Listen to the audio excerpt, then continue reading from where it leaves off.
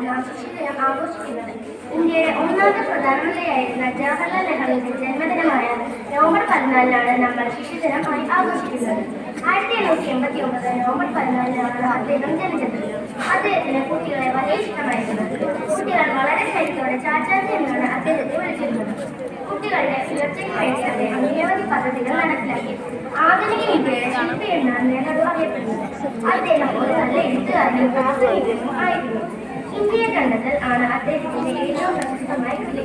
സ്വാതന്ത്ര്യ സമര കാലത്ത് അദ്ദേഹം ജയിലിൽ നിന്ന് തന്റെ മകളിന്റെ ചാച്ചാജി നന്മ നിറഞ്ഞൊരു ചാച്ചാജി വെള്ളയുടുപ്പതുമിട്ടിട്ട് റോസാപ്പൂവും വെച്ചിട്ട് ഗാന്ധി തൊപ്പിയും ഇട്ടിട്ട് ചുണ്ടിൽ ചിരിയും വീച്ചിട്ട് കുട്ടികളാകും നമ്മോടെല്ലാം കുശലം പറയും ചാച്ചാജി.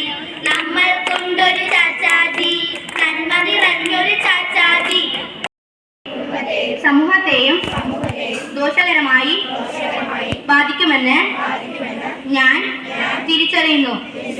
ലഹരി വിരുദ്ധ ബോധവൽക്കരണ പ്രവർത്തനങ്ങളിൽ ഞാൻ സ്വമേധയായി പങ്കാളിയാകും.